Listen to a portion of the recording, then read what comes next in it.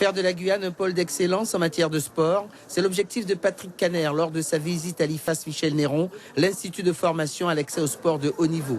Accueilli par Rodolphe Alexandre, président de la CTG, et Valérie Castor, directrice de l'IFAS, le ministre a tout de suite compris qu'il se trouvait dans une infrastructure bien organisée qui accueille des jeunes sportifs scolarisés au collège à partir de la 5e jusqu'en 3e. Ce sont d'ailleurs ces élèves sportifs qui ont guidé le ministre dans sa visite des lieux.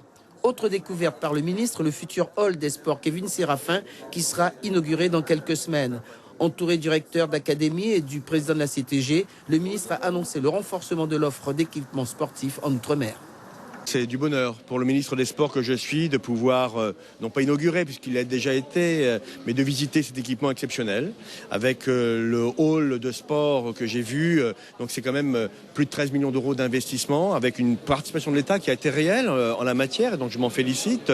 Et il faut vraiment qu'on ait là un développement. Il y a plusieurs dizaines d'enfants qui sont hébergés et nous allons créer finalement des graines de champions. Puis, c'est au tour de Marie-Laure Finera-Hort, maire de Cayenne, d'accueillir le ministre qui découvre le nouveau centre aquatique de Cayenne. Un bassin de 50 mètres qui a fait le bonheur des nageurs de l'équipe de France avant les Jeux de Rio. Le gouvernement va mobiliser une enveloppe de 20 millions d'euros, financée en partie par le ministère des Sports et le ministère des Outre-mer. La Guyane n'est pas oubliée puisque le stade Georges Chaumet de Cayenne sera réhabilité. L'objectif est de recenser tous les projets, certains déjà existent, et qu'ils m'arrivent le plus vite possible. Parce que je veux engager ces 20 millions d'euros qui sont cofinancés par mon ministère des Sports et le ministère de l'Outre-mer de la manière la plus rapide possible.